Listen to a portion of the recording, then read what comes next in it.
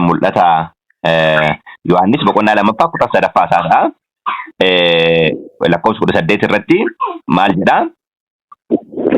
Gara ergamaa waldaa Tiyaatiraatti ergaan kun kan ilma Waaqayyoo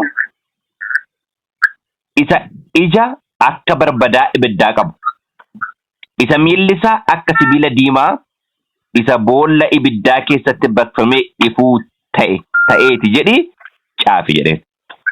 Amma ergaan kun eenyuun biraa dhufe jedheen? Ilma Waaqayyoo. Ilma Waaqayyoo. Kanaaf waldaa Tiyaatiraa keessatti barnoonni Kiristoos ilma Waaqayyoo jedhamu beekamuu qaba. Lammaffaa miilli isaa akka maaliiti? Akka sibiila diimaa isa boolla ibiddaa keessatti maal ta'eeti? Baqfamee ifuuti jedha. Karaa biraatiin faarsaa keessatti maal jedhama? Macaafni qulqulluu faarsaa keessatti yeroo argatanii hin jettanii dubbiin Waaqayyoo akkam jedha? Boqonnaa 12 irratti. Dubbiin Waaqayyoo akka sibiila yookaan warqee ibidda keessa seenee si'a meeqa baqfamee bayooti jedha. Si'a meeqa jedha obboloota? Si'a 7. Mee faarsaa boqonnaa 12 lakkoofsa 6-7 yeroo laallu ispeeshaalii dubbiin Waaqayyoo dubbii qullaadha.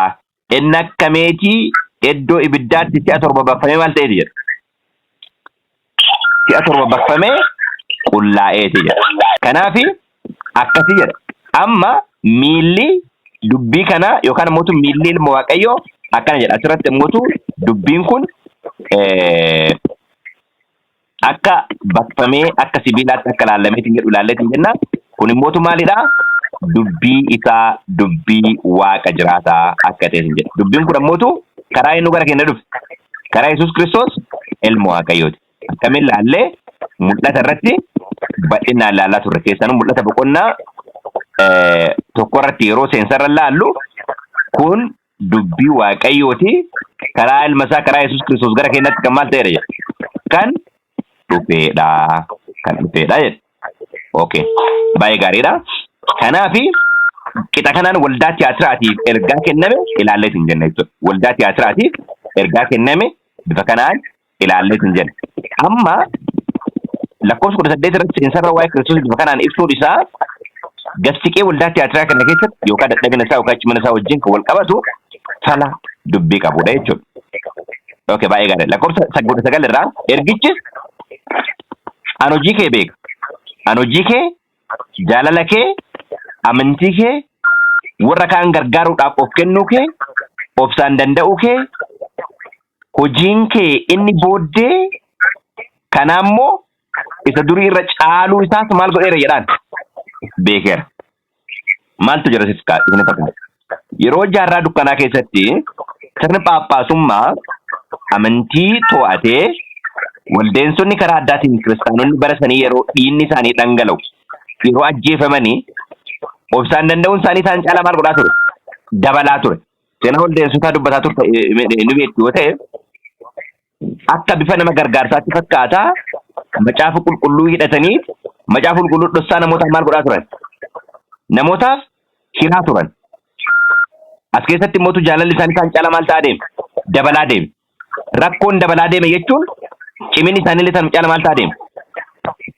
Isuma duraa caalaa dabalaa deeme jechuudha. Dabalaa deeme jechuudha. Ammallee rakkoon baay'ataa yoo dhufu ciminni ijoollee Waaqayyoo maal ta'aa deema?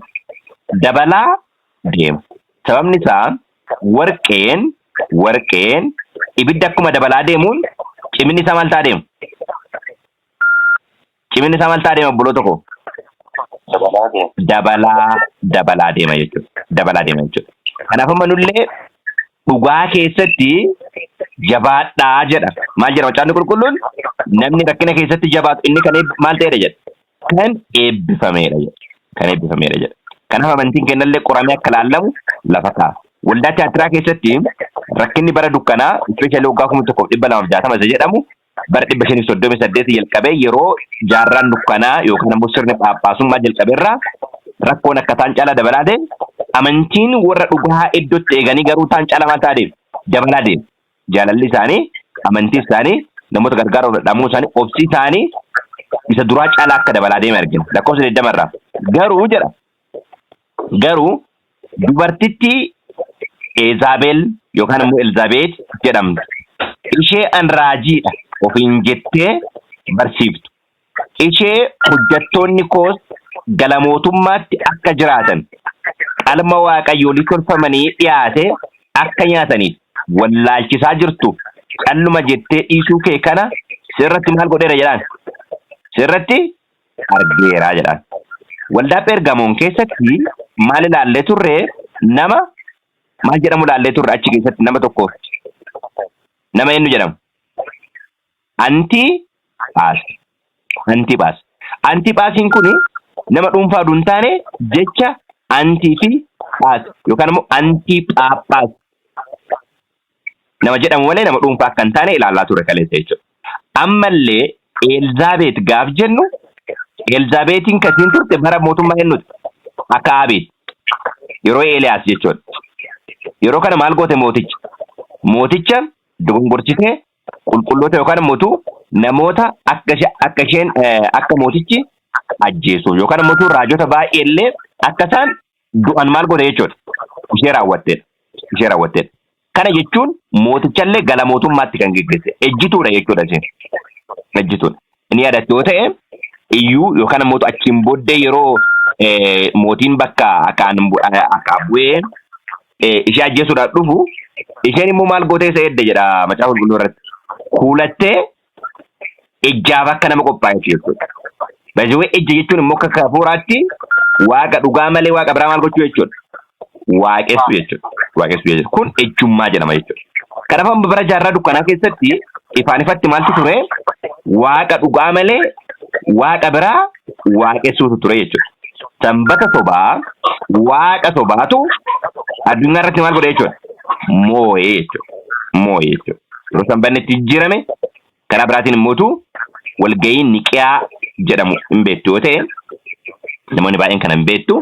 Yeroo itti sirni bara 335 naannoo sanitti yeroo waa hundumaa jijjiiranidha. Sirni jijjiirame kun immootu iddoon inni itti lafa qabateetiin jedhe bara kam jechuudha? Bara teessoon seexanaa isin gidduu jiraata jedhamee waldaa Phergamoonitti himameerraa ka'eeti. Yeroo sanitti sirni Phaaphaasummaa guutuun guututti waan hundumaa akka inni to'ate argina. Amma Elizaabeet macaafa qulqulluu keessatti dubartiin maalitti fakkeeffamti? Waldaan maalitti fakkeeffamti? Dubartii. Waldaan dubartiitti fakkeeffamti. Amma isheen tuni ejjummaatti saba Waaqayyoo kan maal gootudha? Kan geggeessitudha. Achi keessaa immoo warruma dhugaadhaaf hafan kan isaan keessa illee bifa warra dhugaaf hinaafuu fakkaatanii warroonni sirna Phaaphaasummaa geggeessan isaan gidduu maal godhan? Isaan gidduu turan. Dhugaa seeraan labsamuu qabu isaan gidduutti akka hin labsamnee fi summiitu maal ta'a ture jechuudha? Faca'aa ture jechuudha. Waaqayyo garuu dhugaa isaan labsaa turan iddootti maal godhee? Iddootti eegee jechuudha. Elizaabeet inni jedhu isa sirna waaqeffannaa fakkeeffamee ejjummaatti yookaan immoo waaqa sobaa akka waaqeffatan isaan goosiftuudha jechuudha. Kanaaf garuu dubartitti Elizaabeet jedhamtu ishee an raajiidha. Kana keessa eenyuuf hin jettu? Raajiidha of hin jettu. Akkuma bara kanaa jechuudha. Baay'ee maal jennee turre? Waldoota torbaniif ergaan kennaman bara keenyallee maal godha jenneera? Nu ilaallata jenneera. Garuu dhugaa yeroo ka jedhamu waldaa torbaffaa biraa yoo dhandhee dhugaa yeroo kenna laata.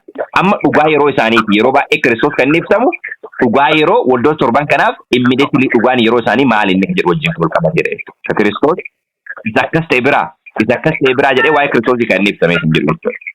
Eebbifamaa.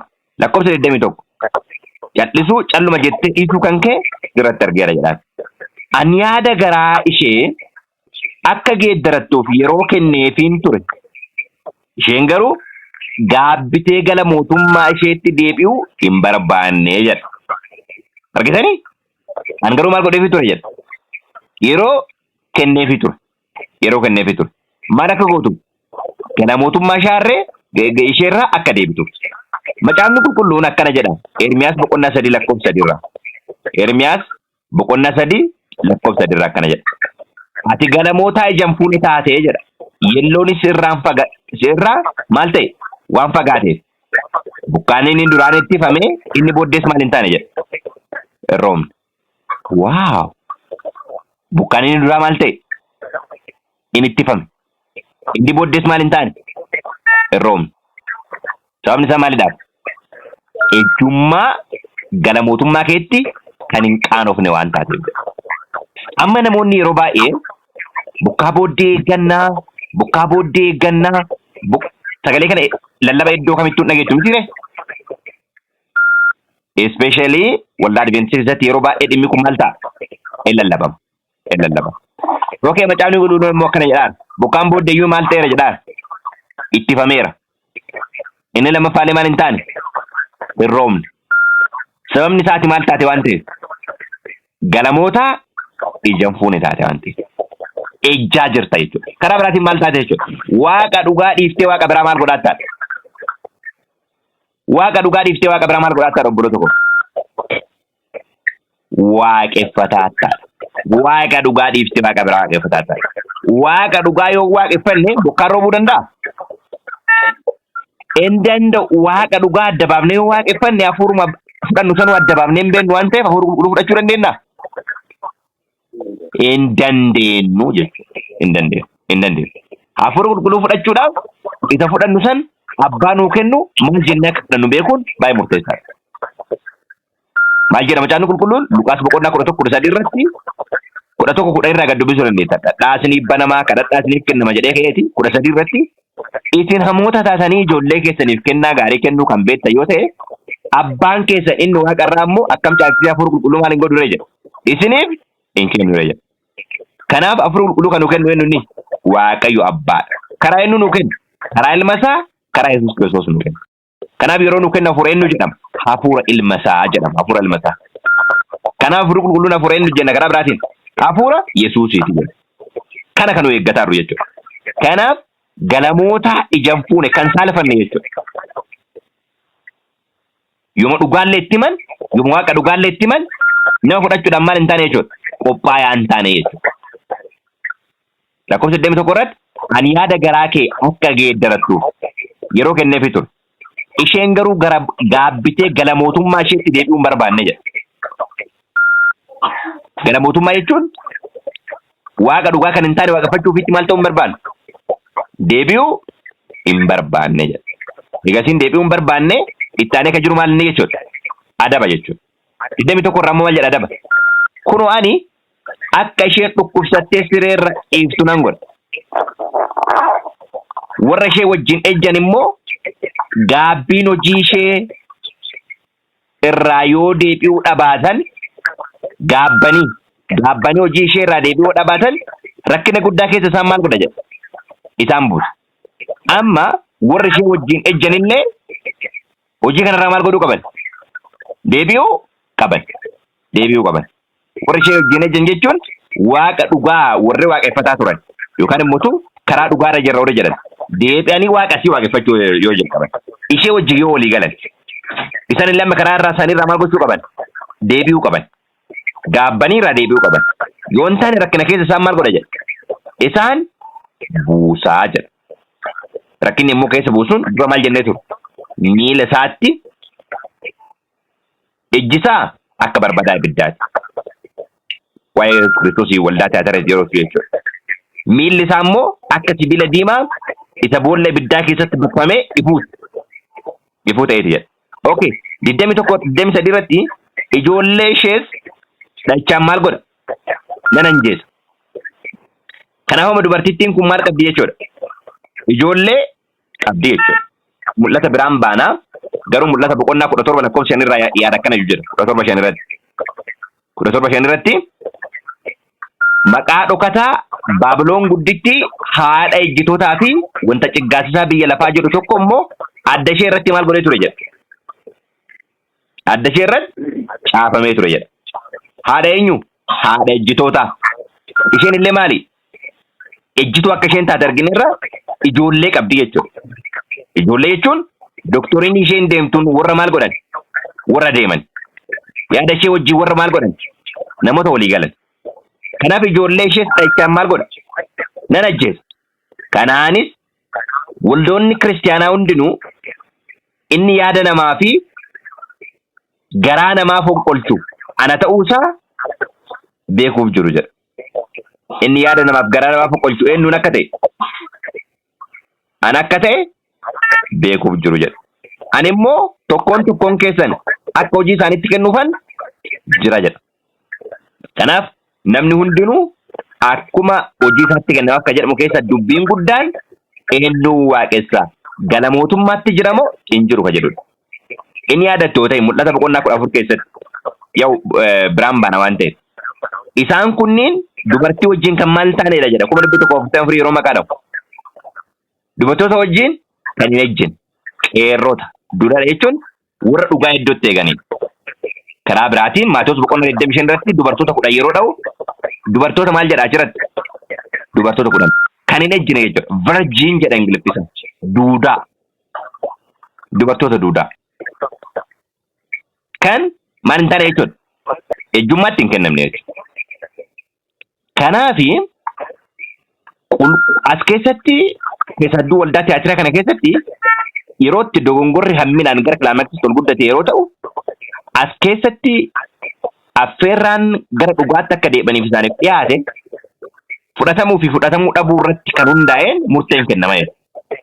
Keessaanuu ejjummaa fi ejjummaatti gargar ba'uu yookaan immoo ejjummaa irraa fagaachuu gidduutti garaagarummaatu uumama jechuudha. Baay'ee gaarii.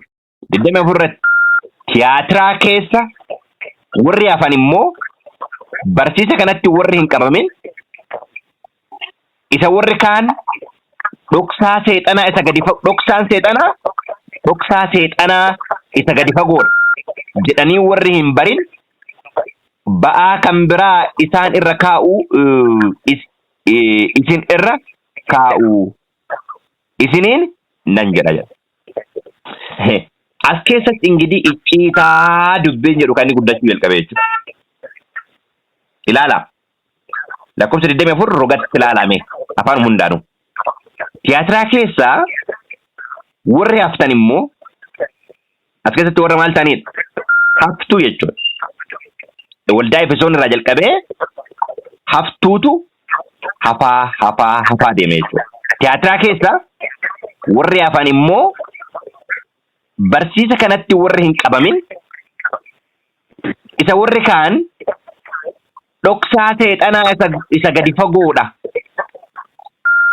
Dhoksaa seexanaa isa gadi fagoodha jedhaniis warri hin barin ba'aa kan biraa isin irra hin kaa'u isaaniin nan jedha.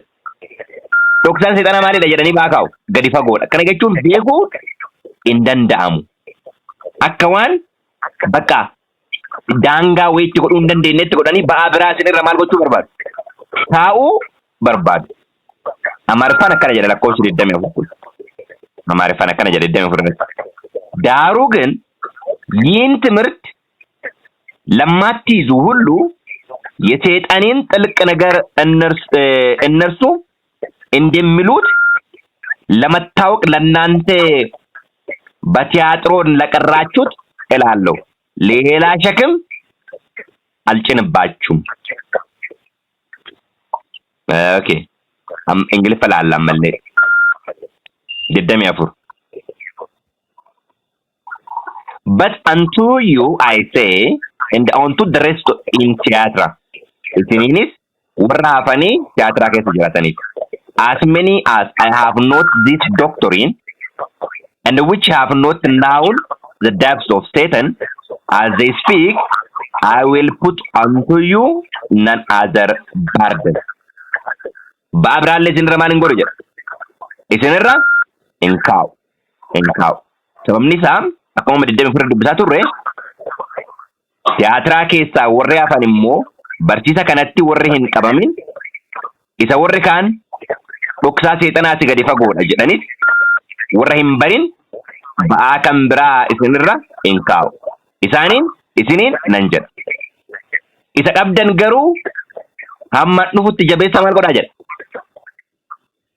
amma dhufutti jabeessaati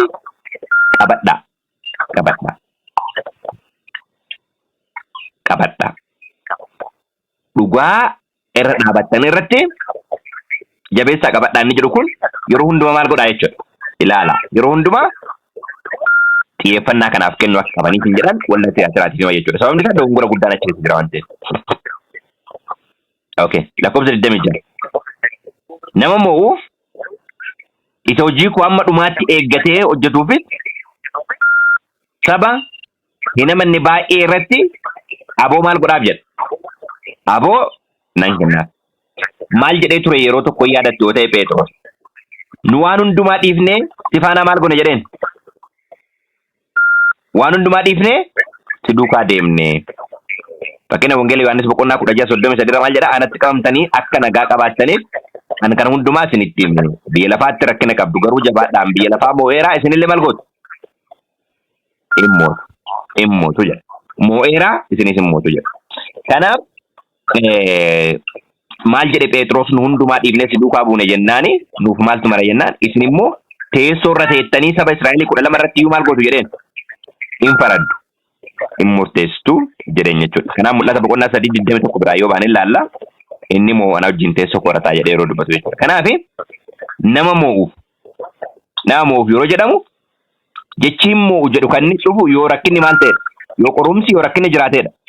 Odoo rakkinni hin jiraanne hin moo'a jechi jedhu dhufuu danda'a. Fakkeenyaaf wal'aansoon oduu hin jiraatin moo'uu wanti jedhu jira obbola tokko. Jiraare? Hin jiru. Moo'ee jechi jedhu jalqaba wal'aansootu maal godha jechuudha. Jira jechuudha. Yoo wal'aansoon jiraate jechi moo'uu jedhu wal faana dhufa jechuudha. Kanaaf nama moo'uuf isa hojii koo amma dhumaatti eeggateef hojjetuuf saba hin amanne baay'ee irratti aboo maal godhaaf nan kennaaf. Inni siiqee sibiilaatiin saba sana maal godha? Hin tiksu. Akka qodaa suphee isaan hin urreessu. Okay. Sibiila siiqeetiin isaan hin bita jedhamee raajii karaa jama jalqaba eenyunni. Eenyudha obbolo tokko? Yesuus Kiristoosidha. Faarsaa boqonnaa 2:9 maal jedha? Ati ulee sibiilaatiin isaan hin cabsitaa akka qodaa suphee isaan maal goota? Isaan hin urreessita. Mul'ata boqonnaa 2:27 irratti inni siiqqee sibiilaatiin saba sana hin bitaa hin tiksaa akka qodaa suphee isaan maal godha? Hin urreessa. Kana ka jedhamu aboo hundumayyuu Kiristoos deebi'ee isaaniif maal godha jechuudha? Hin kenna jechuudha. Kiristoos immoo aboo kana eenyuun irraa argate? Abbaa isaa irraa argate. Lakkoofsa 26 irraa. Nama moo'uuf isa hojii koo amma dhumaatti eeggateef hojjetuufis saba hin amanne baay'ee irratti aboo nan kennaaf. Inni sibiila siiqqeetiin saba sana maal godha? Hin tiksa. Akka qodaa supheetti isaan urreessa. Lakkoofsa 28. Akkuma abbaa koo biraa aboo fudhadheef bakkalcha barii nama sanaaf maal godha? Nan kenna. Akkuma aboo abbaa irraa maal godha jedhaan? Fudhadhe. Maal jedha Wangeelii Maatewos 28:18 irratti? Aboon hundinuu waaqa irratti lafa irratti illee anaaf maal ta'e? Anaaf kennameera. Aboo kenname kana inni illee deebi'ee maal godha jechuun nuuf kenne jechuudha. Bakkalcha barii. Bakkalchi barii eenyudha obbolo tokko? Bakkalchi barii eenyudha? Jaawul waloo eessatti. Mul'ata 22:16 Waaqayyo sinaa eebbisu. 22:16 irratti inni dhufu sun wanti kun hundinuu waldoota kiristaanaaf akka ga'u ani Yesuus ergamaa koo ergee isaaniif dhugaa baaseera. Ani hidda Daawit sanyii isaatis an bakkalcha barii isa calaqqisuudha jedha Kiristoos. An bakkalcha barii isa maal ta'uudha? Isa calaqqisuudha. Okay. Kanaaf amma bakkalcha barii isaaniif nan kenna jedha. Waan ajaa'ibaati. Gubbaa irratti kalaalle sun aboo isaaniif nan kenna supheen urreessa ka jedhe kun bakkalcha barii nuu kenname kanarraa hafeera. Inni illee nuni Kiristoos Yesuus. Qolaasiyaas 1:26-27 yeroo dubbistanii dhoksaan jirus jedha dhoksaa ture kun jedhee ka'eeti dhoksaan ture sunis Kiristoos Yesuus isa isin keessa jiruudha jedha. Kiristoos Yesuus isa isin keessa jiruudha. Inni ulfina isin argachuu jirtanii maal keessan jedha? Inni mee dhaqee isin dubbisa yoo dubbiste baay'ee gaariidha. Qolaasiyaas 1:26-27 yeroo baay'ee dubbisa baay'ee iddoo baay'ee natti toludha. 26-27 Dubbiin kun bara durii jalqabee dhaloota turan dura maal ta'ee ture? Dhokatee ture. Amma garuu warra Waaqayyoof qulqullaa'anitti maal ta'eera? Mul'ifameera. Qolaasiyaas 1:26-27 irraa Waaqayyo dhoksaa ulfinaan guutuu kana warra saba isaa hin ta'in keessatti agarsiisuudhaan warra kan isaatti maal gochuu jaallate? Beeksisuu jaallate. Dhoksaan mul'ifame kunis Kiristoos isin keessa jirudha. Inni ulfina isin argachuu jirtanii maal keessan jedha? Abdii keessan jedha. Eenyunni Kiristoos Yesuus isa nu keessa jiru jechuudha. Kanaaf waldaa tiyaatiraatiif karaa addaatiin eenyu isiniif kenna jedhame? Kiristoos Yesuus. Inni isa ijji isaa akka barbadaa ibiddaa ta'e, isa miilli isaa akka sibiila diimaa ta'e. Kana jechuun miilli isaa kun isa inni fannoo irratti bufa mataa irra maal godhan jechuudha? Ittiin ejjeteera jechuudha. Ati mataa isaa irra ejjettaa, inni immoo miila kee maal godha jedha? Hidda jedhama. Yeroo sanyii dubartittiitiif dubartittii gidduutti uumaa boqonnaa 3:15 irra dubbatama jechuudha. Kanaaf miilli isaa miila ibiddaati. Isa kanatu nuuf kennama jechuudha obboloota ko.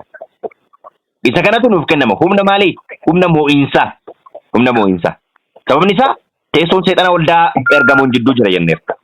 Achi waldaan tiyaatiraa humnuma achi dhufe santu asitti illee kiristaana maal godha?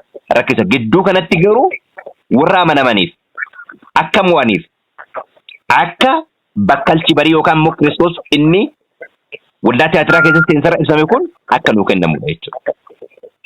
Kanaaf ijjisaa akka barbadaa ibidda. Ija jechuun maal jechuudha? Ogummaa waa ittiin maal godhan? Ilaalan adda baasan. Miilli irra ejjetta ka jedhameen humna kanatu nuu kennamee hin jedhu jechuudha. Kanaaf dhumarra maal jedhaa? Namni gurra qabu isa hafuurri qulqulluu waldoota kiristaanaatiif jedhu maal haa godhu? Haa dhaga'u. Haa dhaga'u. Karaa addaatiin Roomee 8:16 yeroo hundumaa akka laallutti hafuurri keenya hafuura isaa wajjin maal gochuu qaba jechuudha? Walii galuu qaba jechuudha. Akkasitti ergaa kana kenna goonee fudhachuu dandeenya jechuudha. Yoo akkas hin taane kenna jennee maal gochuu hin dandeenyu? Fudhachuu hin dandeenyu. Normally akka daangaa isaa kaanitti waldaa tiyaatiraa bara 538 jalqabee aga bara 15 gidduu saniiti jechuudha. Achiin booda ka jirudha. Aga naannoo bara 1790 illee kan fufuudha. Achiin booddee illee waldaa Saardesiif illee Filaadelfiyaa illee ilaalla. Aga bara 1844 ka jiran jechuudha. Aga 1840 jechuudha. Kanaaf waldaa tiyaatiraa bara 538 jalqabee aga bara 15 duwwaa akkasitti kan akka seenaatti kaa'anii hin jedhani. Hiikkaan tiyaatiraa jedhu perfume of lovers, a sweet savor of sacrifice. Aarsaa maalii? Aarsaa urgaa qabu, aarsaa qulqullaa. Sababni isaa lafa itti dhugaan irra hojjetametti hiikkaa maqaati kan isitti maaru isa kana jechuudha. Rakkinni yookaan dadhabinni atiin qabda jedhamee itti himamee hin jedhe maal gooteedha ka jedhamaaruuni? Okay. Tolerance of Jezebel. Elsaabeetiif maal goote? Garaa laaftee yookaan immoo waan dubbachuu qabdu dubbachuu dhiiftee obsiteetta. Kun sirrii miti yaada jedhuuni. Achiin booda immoo jabinatti illee yeroo kaa'u arginu hin jenna jechuudha. Walumaa galatti waldaa tiyaatiraa keessatti humni seexanaa kan caala jabaataa akka dhufe kiristaanonni illee akkasuma maal ta'a akka dhufan jabaataa akka dhufan ilaalleetiin jennaan. Dhoksaan seexanni ittiin hojjetu gadi fagoodha ka jedhu teessoon seexanaa lakkoofsa 24 irratti isa waldaa Pergamoon keessatti gidduu jira jedha. Ammallee dhoksaa inni hojjetu gadi fagoodha. Ba'aa biraa maal gochuun barbaadu isinitti hin fe'u. Isa jabeessan qabadhaa maal godhaa? Dhaabadhaa. Kanaaf nullee isa qabaanne jabaannee akka dhaabannu Waaqayyo kadhageennu haa eebbisu. Boqonnaa 3 itti fufnee jalqabnaa. Eebbifamaa.